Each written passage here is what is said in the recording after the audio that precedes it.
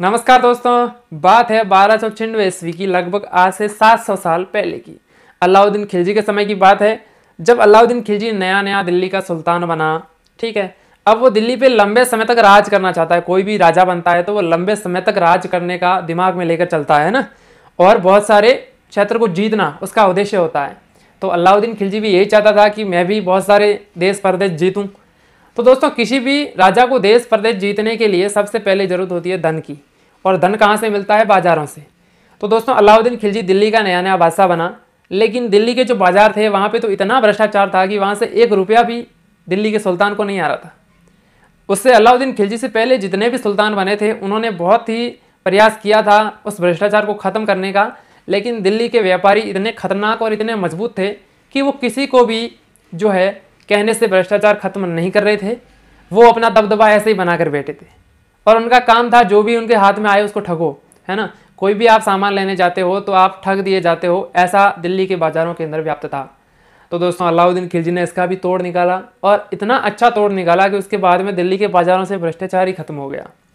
दोस्तों, अलाउद्दीन खिलजी ने एक नियम निकाला। पहले आपको बता देता हूँ कि समस्या क्या थी वहाँ पे, भ्रष्टाचार किस तरीके से करते थे व्यापारी, है ना।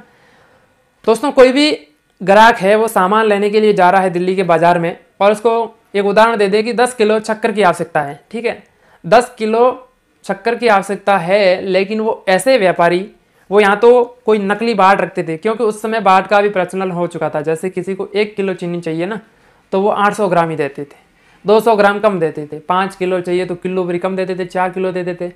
ऐसे हर चीज़ में वो भ्रष्टाचार करते थे। बहुत सारी चीज़, जैसे किसी को तेल चाहिए, किसी को दूध चाहिए, कोई भी हो, उसमें भ्रष्टाचार था। और किसी भी ग्राहक की उनके सामने बोलने की हिम्मत नहीं होती थी, इतने वो पावर में थे उस समय दिल्ली के व्यापारी। तो अलाउद्दीन खिलजी ने एक नियम निकाला। कोई भी नियम लागू करना है तो लागू कौन कर सकती है? पुलिस कर सकती है। अगर आज के ज़माने में देखें, अगर पुलिस जो है क्या सारा भ्रष्टाचार खत्म कर पाती है? नहीं करती है। लेकिन अलाउद्दीन खिलजी ने ऐसा नियम निकाला कि उसके डर से सारा ही भ्रष्टाचार खत्म हो गया। उसके बाद में उसकी ज़रूरत ही नहीं पड़ी। और दोस्तों, उसके लिए सबसे पहले उसको जरूरत पड़ी गुप्तचरों की। गुप्तचर क्या होते हैं? वो गुप्त रूप से सूचना देते हैं। जैसे कोई दुकानदार भ्रष्टाचार करता है ना, तो उसकी सूचना वो अलाउद्दीन खिलजी को देंगे चुपके से, किसी को पता भी नहीं चलने देंगे, है ना। ऐसा ही हुआ दोस्तों। वहाँ पे अलाउद्दीन खिलजी ने दीवान ए बरीद नामक एक गुप्तचर विभाग की स्थापना की। उसका नाम था दीवान ए बरीद। ठीक है, वो गुप्तचर इतने चालाक और इतने होशियार थे कि उस व्यापारी को पता ही नहीं चलने देते कि मुझे चोरी करते हुए उन्होंने देख लिया है, भ्रष्टाचार करते हुए देख लिया है। वो अलाउद्दीन खिलजी को जाकर उनका नाम बता देते थे, लिस्ट तैयार करके, है ना। उनका काम था। अलाउद्दीन खिलजी ने योजना चालू की कि भाई जो भी व्यापारी आज के बाद में यहाँ पे भ्रष्टाचार करेगा, जैसे कि आप किसी आदमी को कम चीज़ तोल कर देते हो, 1 किलो तोल कर देनी थी, आपने 800 ग्राम तोल कर दी, 200 ग्राम आपने उसको कम तोल कर दिया है, तो भाई आपके शरीर से मांस निकाल दिया जाएगा 200 ग्राम। आपने आधा किलो किसी को कम तोला है तो आधा किलो मांस आपके शरीर से निकाल दिया जाएगा। आपने 100 ग्राम किसी को कम दिया है तो आपकी 2, 3, 4 अंगुली जितनी भी काट के 100 ग्राम मांस जो है वो देना पड़ेगा। ठीक है, तो दोस्तों, व्यापारियों ने कहा कि अपने को कौन देखता है भाई, अपन चोरी चुपके किसी को कम देंगे, अपन को देखता कौन है।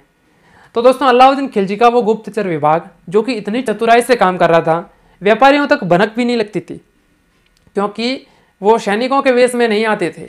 वो दोस्तों, जैसा ग्राहक कपड़े पहनते हैं ना, वैसे ही कपड़े पहन करके वो जो उनके फौजी थे, जो गुप्तचर थे, वो बाजार में पूरे दिन घूमते रहते थे, और उनका पैनी नज़र रहती थी कि व्यापारी कहाँ पर कम तोल रहा है, क्या चीज़ कम तोल रहा है, कितना कम तोल रहा है। और दोस्तों, जो भी होता उसका बायोडाटा जो है शाम को लिस्ट बना करके अलाउद्दीन खिलजी के सामने पेश कर दी जाती, और जिस भी व्यापारी का नाम आता उस व्यापारी को उठा के वहाँ लेकर जाते, और उसके शरीर से उतना मांस निकाल दिया जाता जितना कि उसने किसी भी आदमी को कम चीज़ तोल कर दी है। अब ऐसी चीज़ बहुत सारी हरकतें हुई, ऐसी बहुत सारे लोगों को, किसी का पैर भी काट दिया, किसी ने 10-10 किलो कम तोला तो किसी के दोनों पैर काट दिए गए, किसी का हाथ काटा, ऐसे किसी का कान काट दिया गया। और इस बात से लोगों के अंदर एक खौफ जो है, डर का माहौल बन गया। उसके बाद में दिल्ली के व्यापारियों ने जो भ्रष्टाचार करना बंद कर दिया, किसी भी आदमी को कम चीज़ तोल कर देना बंद कर दिया, है ना।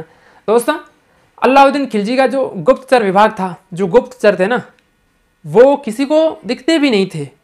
वो व्यापारी बहुत ही ध्यान रखते थे कि भाई मैंने उसको कम चीज़ तोल कर दी, लेकिन ये देखा किसने, साला देखता कौन है चीज़।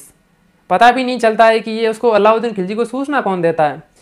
तो दोस्तों उन्होंने अलाउद्दीन खिलजी के उस दीवान ए बरीद नामक गुप्तचर विभाग के बारे में कहा था कि भाई अलाउद्दीन खिलजी को तो भूत प्रेत है ना, वो जाकर के सूचना देते हैं, है ना, कि भाई भूत है, वो भूत यहाँ से देखते हैं, भूत हवा में रहते हैं, पता भी नहीं चलता, भूत दिखते नहीं है लोगों को, लेकिन वो भूत साले अपने को देखते हैं, कम चीज़ तोलते हैं ना वो, फिर वो जाकर के अलाउद्दीन खिलजी को कहते हैं कि ये व्यापारी जो है उसने इतनी चीज़ कम तोली है।